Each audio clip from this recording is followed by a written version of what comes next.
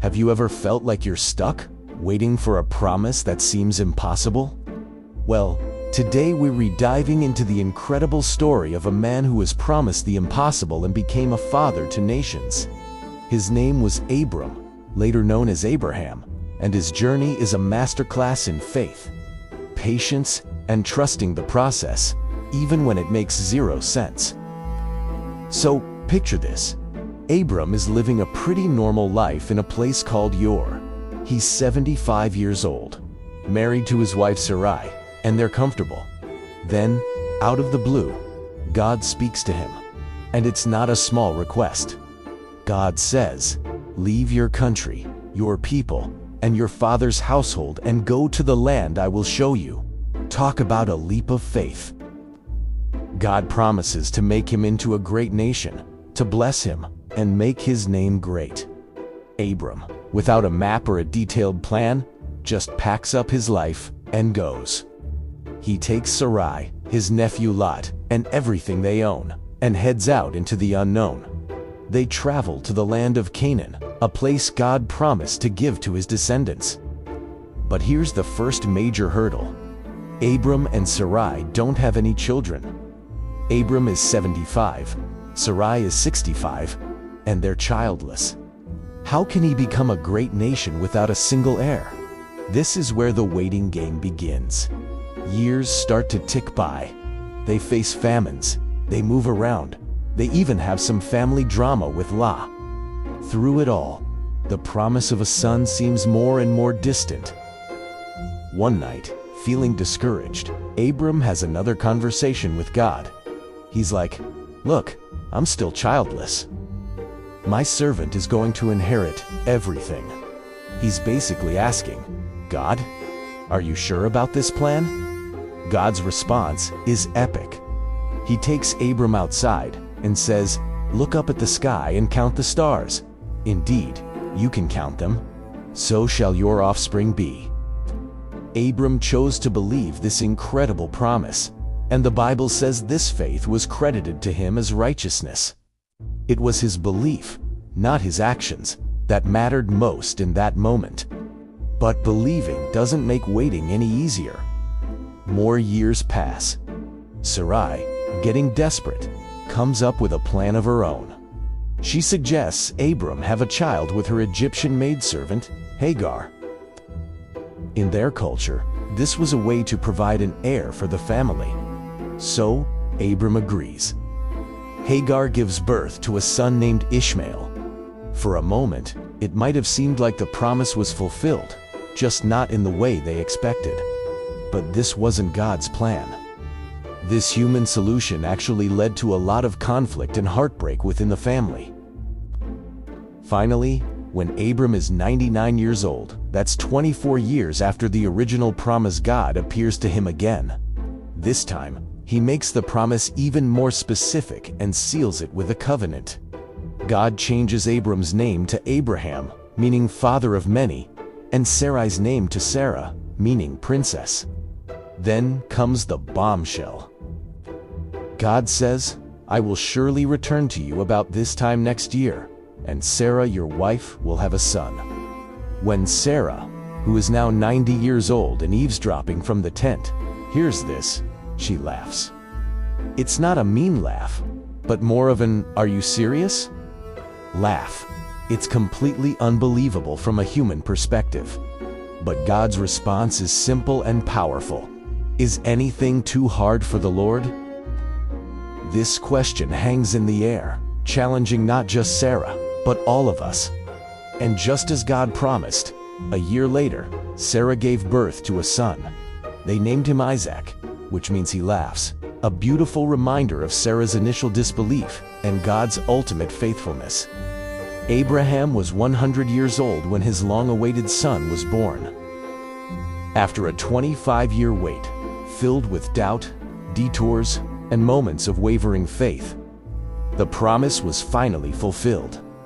Abraham's story is so much more than just a historical account.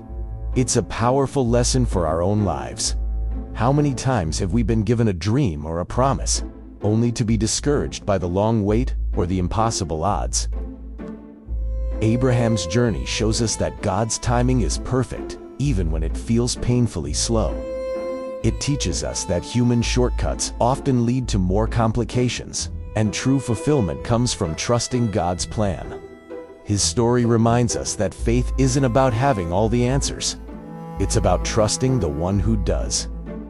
No matter how old you are, or how impossible your situation seems, remember Abraham and Sarah. Is anything too hard for the Lord? Thanks so much for watching. If this story resonated with you, hit that like button and subscribe for more content that explores these timeless tales. See you in the next video. The 3 layers of the comfort zone. God's command targets 3 specific anchors that hold us back from growth. The country, social environment. This represents your broader culture and the way things are done. Leaving your country means stepping away from the collective mindset that limits your vision. The kindred social circle. This represents your extended network and reputation. Often, the people who know us best are the ones who make it hardest for us to change because they only see us as we were. The Father's house core identity, security. This is the deepest layer. It represents your inheritance, your safety net, and your ultimate sense of belonging. Why growth requires this departure? The ecosystem of habit. If you stay in the same environment, you will likely produce the same results. Abram could not become the father of nations while remaining a subordinate in his father. Terah's household in Haran. The necessity of dependence. When you leave what is familiar, you are forced to develop new muscles. For Abram, leaving his security meant he had to learn to depend on his own intuition and his relationship with the divine rather than his family as established wealth. The unknown as a catalyst. The phrase "to the land that I will show you" implies that the destination is revealed in transit. If Abram had stayed comfortable, he never would have discovered Canaan. Growth is a process of unfolding that only happens when you are in motion. Modern application. The Haran Trap. Interestingly, the Bible mentions that Abram's father, Terah, actually started the journey to Canaan earlier, but stopped and settled in Haran. Genesis 11:31. The lesson. Many people start a journey of growth, but stop halfway because they find a new comfort zone that is good enough. Haran represents the place where we settle because we are tired of the journey, even though it isn't the final destination. Questions for reflection. What is your father's house? The thing you rely on so much for security that it prevents you from taking risks. Are you currently in a Haran? A place that is comfortable, but is actually where you are supposed to be? To understand why Abram had to leave Haran, it helps to visualize the psychological and spiritual shift he was making. Moving from a settled life to a nomadic one wasn't just a career change. It was a shift from stagnation to potential. Haran versus Canaan. The cost of good enough. While the text doesn't explicitly describe Haran as a bad place, the context suggests it was a trap of mediocrity. Here is the breakdown of why the move was necessary for his growth. Have you ever felt stuck, waiting for the perfect plan? For the entire map to light up before you take the first step? It's one of the hardest things we do, moving from what we know into the great unknown. We wait for a GPS signal that shows the whole route, but life rarely works in high-definition panoramas. The truth is, clarity doesn't come from standing still. Clarity comes in transit. When you're stationary, so is your horizon. You can only guess what's over the next hill, which leads to analysis paralysis. We think if we just planned harder, the fog of uncertainty will disappear. But in reality, the fog only clears as you move through it. Think about it. You can't steer a parked car, but once you start moving, you create data. You learn what works, you discover what doesn't, and you pivot. You meet people and find opportunities that were completely invisible from your starting point. In physics and in life, it's easier to maintain momentum than to start it. It's like driving at night. Your headlights only light up about 200 feet in front of you. You can't see your destination 10 miles away, but you can see just enough to keep moving forward safely. You don't need to see the final city lights to trust that the road continues. You just need to trust the 200 feet right in front of you. That first step provides the foundation. The next step gives you direction. And your ultimate destination? That provides the why that keeps you going. This is why action is the greatest antidote to ambiguity. It transforms all your what-ifs into what is. When you're planning, you're just rearranging what you already know. But when you're in transit, every step is a new perspective.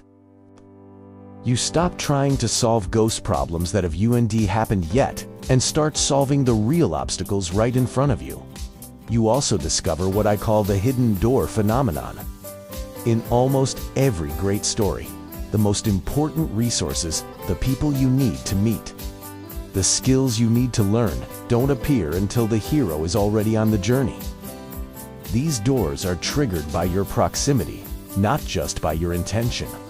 By moving without a complete map, you're forced to develop your internal compass, your intuition. You become less of a passenger and more of a navigator of your own life. The desire for total certainty is really just a desire for safety, a guarantee that you won't fail. But the greatest destinations are usually too big to fit on a map you can understand from the start. So, if you're feeling stuck right now, don't try to figure out the 10-year plan. Just find the 24-hour move. Take one small step. Ask yourself, is this a lack of information or a lack of courage? Most of the time, we have enough light for the next step. We just need to trust it and start driving. Thanks for watching.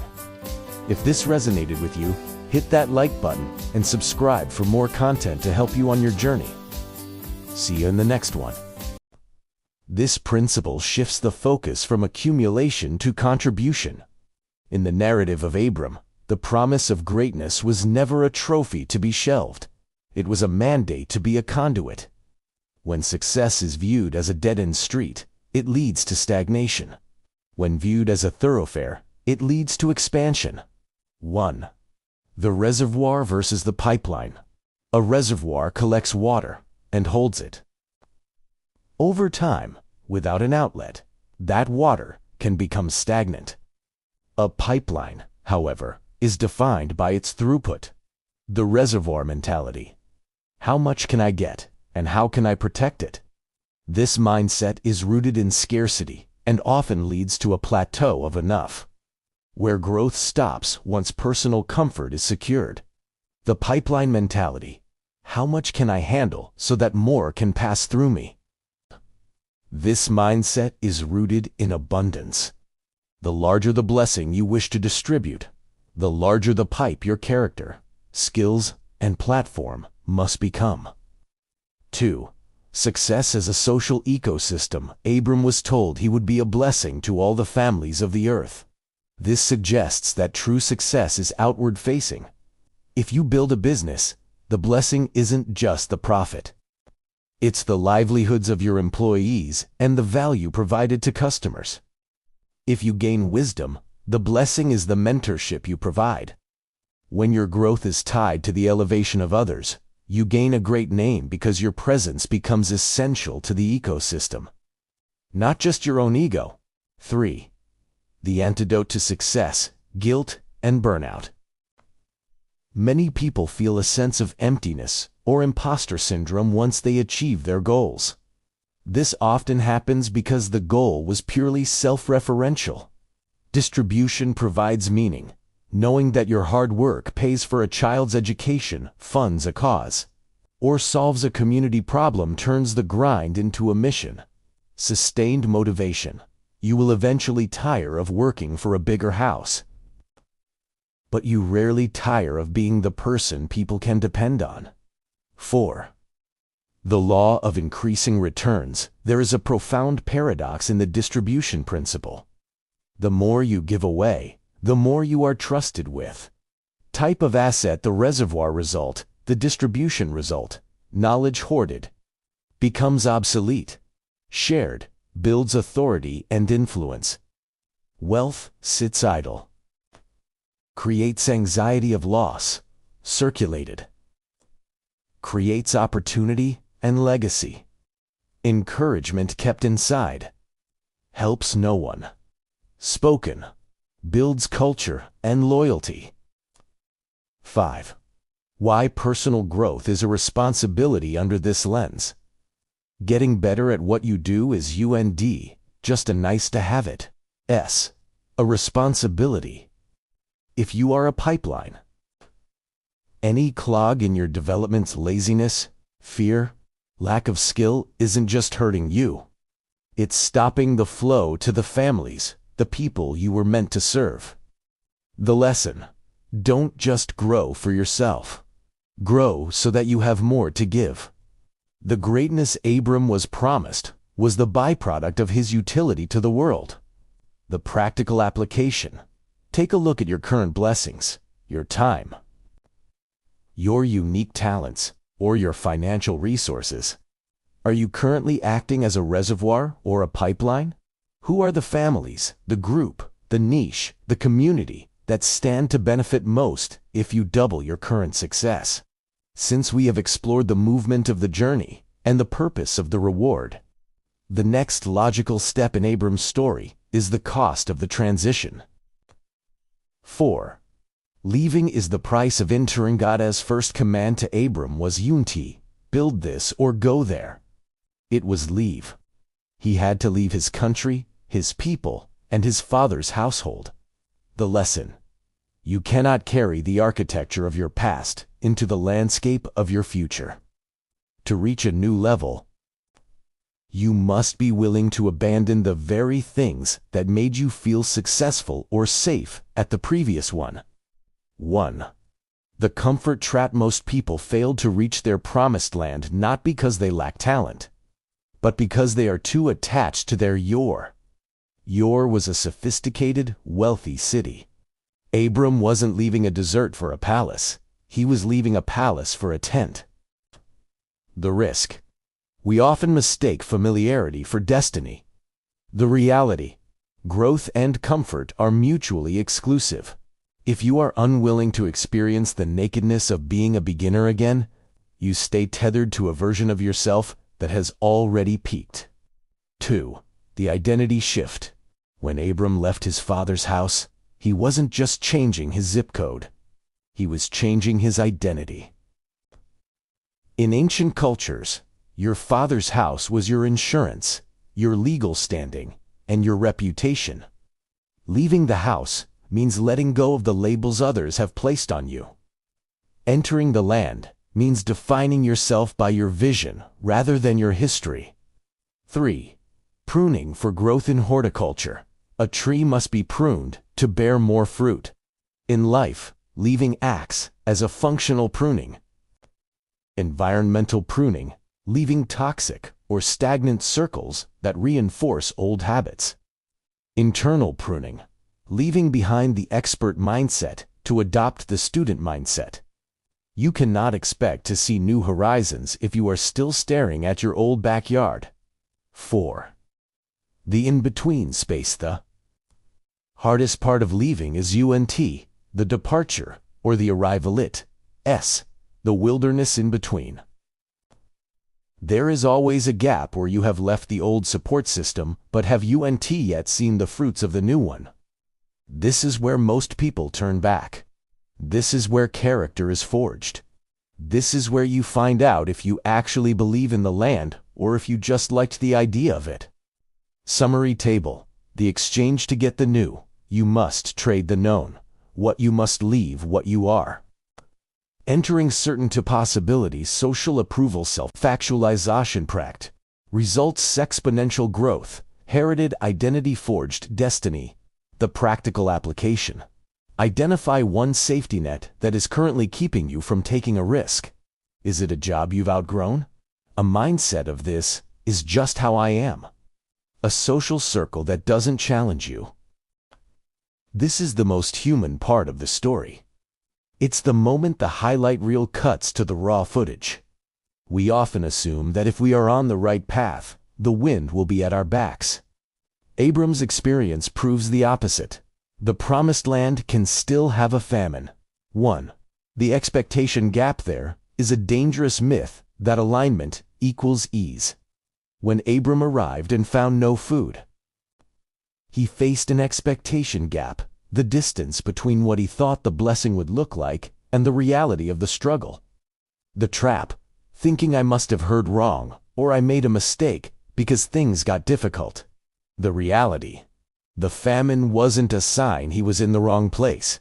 It was a test of whether he could sustain himself in the new place without relying on old tactics. 2. The gravity of the known, the Egypt reflex. When the pressure mounted, Abram didn't look for a new solution. He retreated to Egypt. In this context, Egypt represents the known, the old system, the old job, or the old habits that provided security in the past. Survival mode. Under stress, the brain's prefrontal cortex logic shuts down, and the amygdala survival takes over. The regression: we don't rise to the level of our goals. We fall to the level of our most basic fears. For Abram, that meant lying about his wife to stay alive. For us, it might mean shrinking our vision or compromising our values to feel safe again. 3. The lying phase. Character versus circumstance. Abram's lie in Egypt was a shortcut. He tried to manipulate his environment because he no longer trusted the promise to protect him. The shortcut cost. Every time we use survival mode tactics, manipulation, white lies, cutting corners to escape a growth zone struggle, we delay our arrival. The pattern: you can't solve a new land problem with an old world mindset. Abram eventually got kicked out of Egypt, not because he failed, but because he didn't belong there anymore. The fear zone is a revolving door. It will keep spitting you back out until you face the famine. 4. Resistance as validation. In physics, you don't feel the wind unless you are moving against it. If you hit a famine, a financial setback, a sudden doubt, a lack of resources, immediately after starting a new venture, the lesson: resistance is indolls a stop sign. Often, it's a validation sign. It confirms you've left the comfort of the sidelines and are finally in the game. Summary: navigating the fear zone, the symptom, the survival reaction, the growth, response, scarcity, famine. Run back to what worked before. Innovate or endure in the new space. Threat, fear, manipulate, or lie to protect self. Radical transparency and integrity. Uncertain time. Manage the outcome. Trust the process and take the next step. The practical application. Think about the last time you felt under fire in a new project. Did you run to Egypt by reverting to an old habit or a safer, smaller version of yourself? Building a famine-proof mindset isn't about ensuring you never face a shortage. It's about ensuring that when the shortage hits, it doesn't trigger a retreat to Egypt. It is the psychological infrastructure that allows you to stay in the land of promise even when the crops are growing yet. Here is how to build that resilience. 1. Distinguish between season and signal. The biggest mistake people make during a famine is interpreting a season as a signal. The season: a temporary period of testing, refinement, or market correction. The signal: a sign that you are in the wrong place or doing the wrong thing. The mindset shift. A famine-proof mind asks, what is this season teaching me? Instead of, is this a signal to quit? If you moved based on a vision, don't abandon it based on a circumstance. 2. Pre-decide your non-negotiables. Abram's failure in Egypt happened because he had decided how he would act under pressure. He improvised, and his improvisation was rooted in fear. The strategy: define your values while you are in a plentiful season. The rule: I will not lie to close a deal, or I will not compromise my health for a promotion. The result: when the famine hits, you don't have to waste mental energy deciding who you are. You simply execute the pre-decided character. 3. Build internal equity in finance. Equity is what you own outright. In a mindset, internal equity is the track record of your own past victories. The practice: keep a win journal. When a famine hits, your brain will try to convince you that you've never succeeded and never will. The counter move, reviewing your internal equity, reminds you that you have survived famines before. You aren't a victim of the environment. You are a veteran of the journey. 4. Practice strategic patience. A famine is often a gap between investment and harvest. The reality: in the new land, you are planting new seeds. Seeds require time in the dark before they break the surface. The mindset: understand that nothing is happening, is often an illusion. Deep growth happens underground. A famine-proof mindset values the process of rooting as much as the process of fruit-bearing. The famine-proof framework feature: the fragile mindset. The famine-proof mindset focus on the empty storehouse, on the fertility of the soil. Response: immediate panic retreat, calculated endurance, pivot. Source of truth: the current bank account circumstance, the original vision, calling, goal-avoiding discomfort. Developing mastery. 5. Expand your definition of resources. Abram thought resources only meant food in the field. When that was gone, he felt resourceless. A famine-proof mindset recognizes that resources include relational capital. Who can help you weather this? Intellectual capital. What new skill can you learn while things are slow? Resilience capital. The sheer ability to outlast the competition. The lesson: often, the person who wins isn't the one who had the most at the start, but the one who was the hardest to starve out. The practical application: look at a current dry spell in your life. Instead of asking, "How do I get out of this?" ask, "What is the one thing this famine is forcing me to develop that I could unlearn during a harvest?" This is the checkmate moment of the Egypt episode. Abram walked into Egypt as a man of vision and walked out as a man who was rich in cattle but bankrupt in credibility. This expansion explores why character is the only asset that doesn't depreciate in a crisis. 1. The cost of borrowed success. Abram left Egypt with more gold than he arrived with, but he didn't earn it. He leveraged his wife's safety and his own honesty to get it. The illusion: we often think that if the bank account is growing, we must be doing something right. The reality: success gained through fear zone tactics, manipulation, half-truths, or throwing others under the bus is borrowed success. Eventually, the interest rate on that debt becomes higher than the principal. You may have the wealth, but you no longer have the peace of mind to enjoy it. 2. The loss of the moral high ground. The most stinging part of the story is that Pharaoh, a pagan king who didn't follow Abram's God, was the one who had to give Abram a lecture on ethics. What is this you have done to me? When you compromise your character to survive, you lose your witness. In leadership, if you cut corners to hit a quota, you lose the right to demand excellence from your team. In relationships, if you lie to avoid conflict, you lose the seat at the table where trust is built. Once you lose your witness, your words have no weight, even if you are technically successful. 3. The collateral damage of survival tactics. Abram's lie didn't just affect him. It put Sarai in danger and brought great plagues upon Pharaoh's household. The lesson: your survival mode is never a solo act. When you act out of fear or dishonesty, you create a ripple effect of chaos for the people around you, your family, your employees, or your partners. The question: is the win worth the damage it does to the people you were supposed to be a blessing to? Referencing principle number 3. 4. Character as the ultimate hedge in a volatile world. Skills can become obsolete, and markets can crash. However, integrity is a universal currency. The long game. People will forgive a failure of competence making a mistake, but they rarely forgive a failure of character intentional deception. The compound interest of trust.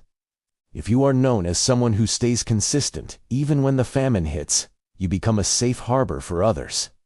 This creates opportunities that money simply cannot buy. Comparison.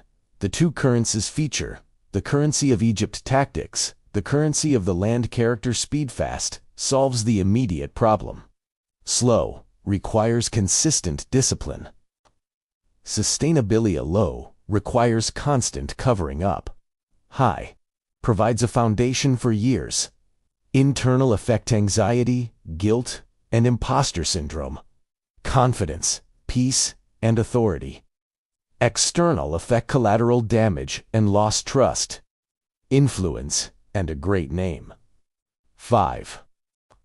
The concept that failure is a detour, not a dead end, is exemplified by the psychological U-turn Abram makes in Genesis 13. While most people view failure as a stop sign, for Abram, it was a GPS recalibration. Let us take a deeper look at how to navigate the aftermath of a fear zone collapse. First, consider the geography of repentance. The text says, Abram returned to the place between Bethel and Ai, where he had first built an altar. This wasn't just a physical walk. It was a mental and spiritual return to his why. The lesson is clear. When you fail, don't try to fix it by moving further away. Instead, go back to the last place you were on track. You must find your bearings before you can move forward again. Second, is the importance of owning the public rebuke. Abram didn't leave Egypt as a hero. He was essentially deported. Pharaoh's lecture was a stinging reminder of his failure. Abram's silence suggests a sobering realization. He knew he was wrong. The lesson here is to accept the natural consequences of your detour. Humility is the fuel for the growth zone. If you can't own the failure, you can't own the lesson. Third, view failure as data for the next level. Abram left Egypt with not only more wealth, but also the painful knowledge of his own weakness. He learned that under pressure, he tended to value self-preservation over integrity. This data served him later. Perform a post-mortem on your failure. Ask yourself, what specific fear triggered my pivot? Once you identify the trigger, you can build a system to handle it better next time. Fourth, the reset must be immediate. Abram didn't spend years in a shame spiral. As soon as he was out of Egypt, he went to the altar and called upon the name of the Lord. The distance between your failure and your reset determines your success. The longer you stay in the shame zone, the harder it is to get back to the growth zone. Practice the short reset. Return to your core practices immediately. The key takeaway is this: your purpose isn't fragile, can survive your human moments, provided you're willing to walk back to the start.